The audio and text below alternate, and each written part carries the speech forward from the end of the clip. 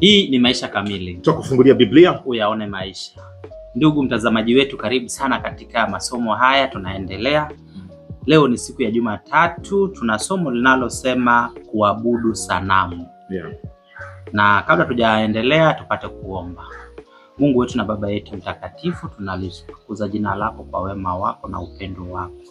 Asante kwa kutuleta tena katika masomo haya. Tunapoanza, anza nasi na umalize nasi katika jina la Yesu Kristo. Amina. Amina. Ndio, karibu mtu wa Mungu. Kuabudu sanamu. Kuabudu sanamu. Tanzania tulipomshinda Idi Amin Nduli wa Uganda, na askari wetu wakaja na ushindi mnono. Serikali ikaona itunze kumbukumbu ya ushindi huo kwa kuchonga sanamu ya askari ameshika bunduki pale Samora hapo. Bado ipo washaondoka? Bado ipo. Lakini sijaona watu wanaabudu pale. Wanaabudu. Wanatumia tu kuelekezana. Wapi pengine uliona sanamu hapa Tanzania? Labda kiongozi wa taifa. Hivi ni Moshi, Dodoma. Dodoma.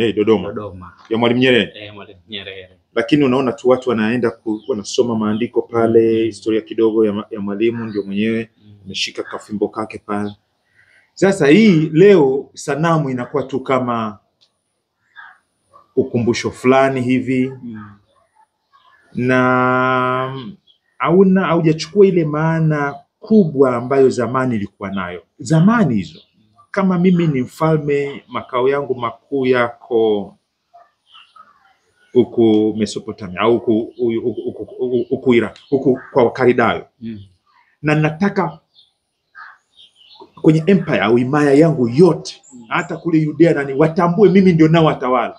Basi naweka sanamu zangu huko aliko. Na sio wanapita tu wanazitazama. Kunakuwa na siku maalum za kuonyesha uaminifu kwa mamlaka ambayo mpo chini yao. Kuna ibada.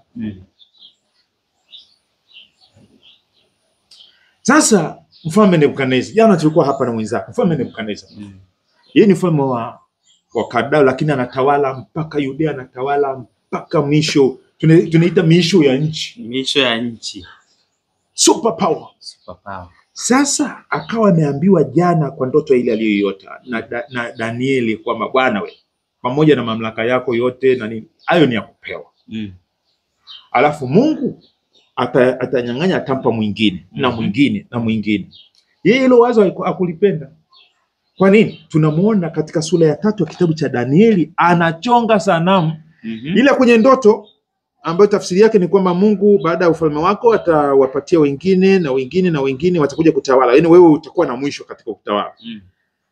Yeye akachonga, na katika ile salamu ya kwanza Danieli aliyotafsiri, ambayo Nebukadneza aliota, ilikuwa ni kwamba Nebukadneza alifananishwa na kwenye ile sanamu na kichwa cha dhahabu. Yeye akaja na wazo hili. Akasema nataka ni chonge sanamu na nitaizindua kwa ibada maalum ambayo watu wote watatakiwa kunitambua mimi ni mfalme wa milele. Unajua mtu ukimsalimia mfalme enzi hizo anasema uishi milele. Sasa Mungu alisema eti baada yeye kichwa wengine watafuata. Akachonga full suit. Kuanzia kichwa mpaka miguu dhahabu. Kiburi sio kiburi. Anatafuta kujiinua kwa mamlaka ya Mungu. Yeye ndio anayemweka na kumuondoa. Anatafuta kuwazimu majira na sheria, kubadili majira na sheria ya Mungu. Mungu kwa sheria yake anasema wewe utaishia hapa, wengine watafuata. Yeye anajaribu kusema kwamba mimi nitatawala milele. Hiyo ya Mungu sihitaji. Sasa uzinduzi umefika. La mgambo likalia. Watu wote inama. Sio kama eti juu nimekutambua ishi milele nini. Hii ndio sanamu yangu. Inaniwakilisha mimi. Usipo asujudu ni kwamba unitambui. Kwamba mimi ni ufalme wako, bosi wako. Kuabudu alama. Vijana wenzake na Danieli watatu. Shadrach, Meshach na Abednego. tena ni majina ya kupewa na huyo mfalme. Walikuwa ni vijana bright sana katika University of Babylon. Walikuwa nafanya vizuri sana kuliko wengine kutoka Yudea. Hawa wakaonyesha ikaonekana hawatoi ushirikiano. Wenzao wanainama, wao wamegoma, wamesimama. Ushaona ile kabila ambao wanawake wao hawasalimiwa na waume zao kwa kuinama, kwa kuchuchumaa. Hata isemi kwa jina. Wao wakawa wamesimama hivyo hivyo. Hawapigi magoti. Habari zikafika kwa mfalme. Bwana, kuna Wayahudi hapa. Nakumbuka kile kisa cha Esther na Mordekai na Haman, Hao Wayahudi wana sheria zao, hawamtambui mwingine ni Mungu tu, eti mbinguni ndio anastahili magoti. Hata wewe hustahili eti. Wambea hao.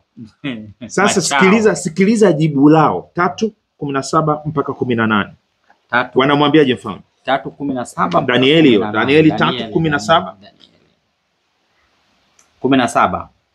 Kama ni hivyo, Mungu wetu tunayemtumikia aweza kutuokoa na tanuru ile iwakayo moto, naye atatuokoa na mkono wako, mfalme. Bali kama si hivyo, ujue mfalme, ya kuwa sisi hatukubali kuitumikia miungu yako wala kuisujudia hiyo sanamu ya dhahabu ulioisimamisha. Yani kuitumikia miungu yako wala sanamu ulioisimamisha. Okay, ilikuwa inamaanisha nini ile sanamu? Na jibu lao linatuambia nini kwamba hii sanamu ilikuwa inamaanisha nini? Na ujasiri walioonyesha. Ukipiga goti kwa Mungu, miungu mingine takataka. Akasema hiyo miungu yako hatutaweza kusema. Swala sio ile sanamu tu. Kwenye uzinduzi wa haya masanamu na zile ibada walikuwa wanapulizia pumzi. Hiyo ndio lugha tunaikuta katika Ufunuo sura 13. Yani wanazindua kwamba ile miungu kwa mfano ya Wakaldayo inawekwa ndani ya ile sanamu. Kwa hiyo unapotoa heshima kwa ile sanamu, unatoa heshima kwa Mungu wa hiyo himaya. Vijana hao wanajua kwamba mamlaka haya amepewa. Unakumbuka ile kitu Shetani anamwambia nisujudie nami nitakupa mamlaka. Hawa vijana wanajua mamlaka yanatolewa na Mungu. Wa kusujudiwa ni nani? Anayetoa mamlaka. Sio huyu wakili ambaye amepewa tu kusimamia. Tena kwa muda anaambiwa baada ya hapo atakuja mwingine. Wakasimama. Huu ujasiri ulitoa wapi? Walimtambua Mungu. Mungu ndio mwenye mamlaka ya mwisho. Miungu mingine haina. Mungu mkuu. Ndio maana anaitwa Elohim. Ni Mungu mkuu, Mungu wa miungu. Hatutasujudia miungu yako. Imekaje? Imekaa vizuri. Ukimsujudia Mungu, watambui wengine. Miungu mingine haina nafasi. Haina nafasi kweli. Kwenye jibu lao waliona kama wanaogopa kidogo. Ili jibu unajua limekujaje? Jamaa ameshawasha tanuru la moto mara 7 amelichochea. Anasema kiburi chenu mtakiona. Yaani ninyi mnitambui. Unajua silaha ya mwisho ya wafalme hawa ni mauti. Akachochea wewe unaogopa moto. Moto ni mkali. Wewe unajibu unaogopa uogopi moto? Naogopa moto. Sasa Mungu ni moto ulao. Ni zaidi ya huo moto. Zaidi ya moto. Ukiwa nawe amekuvika. Wale vijana walitupwa. Zilizoteketea ni kamba. Mimi natiwa ujasiri sana na kisa hiki cha Shadraka, Meshaki na Abednego. Kilichoteketea ni nini? Ni kamba. Kamba zilizokuwa zimewafunga zile. Wakati wanatupwa sasa, sio walifungwa kamba akatupiwa kule. Ndizo zilizoteketea. Mungu, mwana wa miungu alionekana ndani ya ule moto. Na wale vijana wakiwa wanatembea mule ndani. Wanazurura, wanapiga story. Moto si moto. Unacheza na Mungu wa kijiti kinachoteketea, kinachoungua lakini hakiteketei. Hivi unajua hata hawa wenye nguvu akija sasa hivi watumie moto akuja na risasi na bunduki. Kuna mchungaji mmoja namfahamu alikuwa ametishiwa, ni marehemu sasa hivi. Ngoja nimtaje, ni marehemu. Pastor Wanjara, katika moja kati ya visa vyake vya imani, kuna wakati alivamiwa na majambazi kabisa, wanatafuta kuchukua uhai wake. Kama ilivyokuwa Shadraka, Meshaki na Abednego, na alikuwa ni mtu wa misimamo na mtu wa imani. Unajua shetani anakutafuta, akikushindwa kukuloga atatafuta kuja kwa mtutu kabisa na ujambazi. Unajua kilichotokea?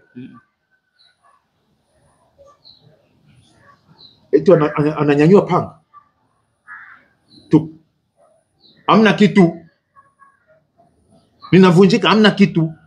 Unacheza na Mungu, hebu tuna Mungu. Amen. Wengine wana visa vya anafyatua bunduki, haitoki, ila ikienda kwa mtu mwingine inafyatuka. Sasa siku ya kufa ni hiyo moja, lakini mtu anayeogopa kufa anakufa mara nyingi sana. Anakufa kila siku. Kikilia tukipenga, abudu, angukeni kwenye hiyo sanamu, anasema nisije nikafa. Anaanguka. Sasa lile jibu lao, mimi narudia tena lile jibu lao, nalipenda sana. Sema Mfalme 17. Kama ni hivyo. Kama ni hivyo, Mungu wetu tunamtumikia aweza kutuokoa na tanuru ile iwakayo moto, naye atatuokoa na mkono wako, Mfalme. Basi kama si hivyo, kwa mfano akasema basi haina shida, acheni huo mwili wa unyonge, uacheni kwenye huo moto. Maana unajua ili ni vazi tu, anasema acheni huo mwili wa unyonge. Kama si hivyo, ndio kamba zenyewe hivyo. Ikatokea ukapewa ofa kwamba ndio unaingia pumzikoni hapa, maana heri wafao katika Bwana, unaingia pumzikoni. Kama si hivyo, ujue Mfalme ya kuwa sisi hatutakubali kuitumikia miungu yako wala kuisujudia hiyo sanamu ya dhahabu ulioisimamisha. Final statement. Hatukupewa roho ya hofu Bwana. Hata ikitokea ujue, yani ukae ukijua. Hata ikitokea mnataka kuniua, ukae ukijua msimamo wangu. Mnanipeleka kifuani pa Baba nikapumzika. Amen.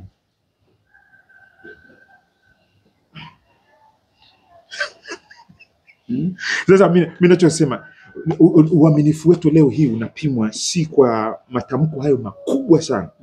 Sujudu hapa ni vitu vidogo vidogo sana. Utamtumikia Mungu au mwanadamu? Aliye mwaminifu kwa madogo atakuwa mwaminifu kwa makubwa. Mungu tu anakuambia jambo dogo tu kwamba Bwana, mimi ugonjwa namaliza.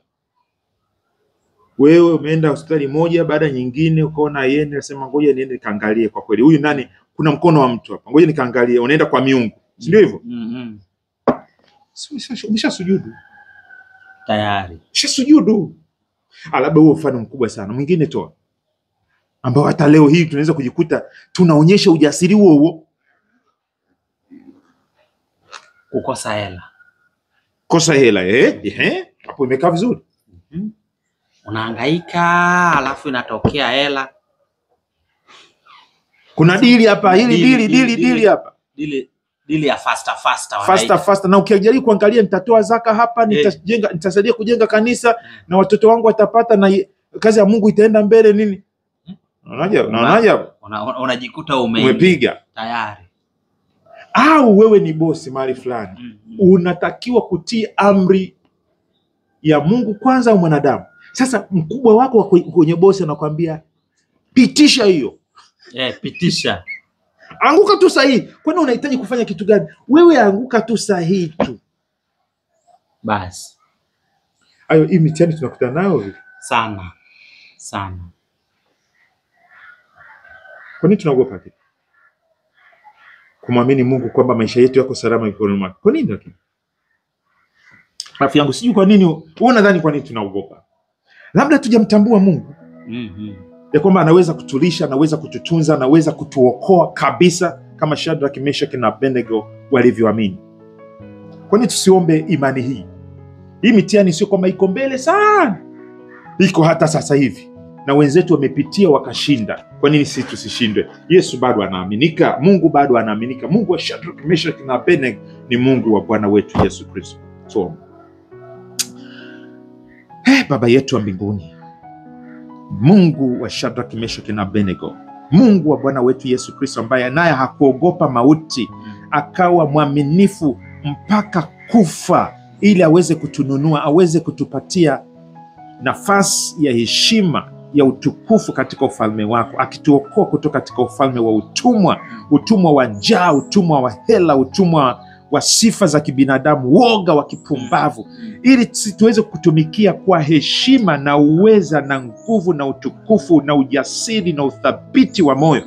Basi Baba, kwa damu yake tupatie ujasiri na tushushie Roho wako Mtakatifu, ili Baba, maneno haya yasianguke tu masikioni mwetu na bila kuleta matunda, tukakuletea matunda Baba ya uaminifu na utii utakao kutukuza wewe mahali popote, wakati wowote, mbele ya macho ya watu au hata nje ya macho ya watu, sasa na hata milele, kwa jina la Yesu.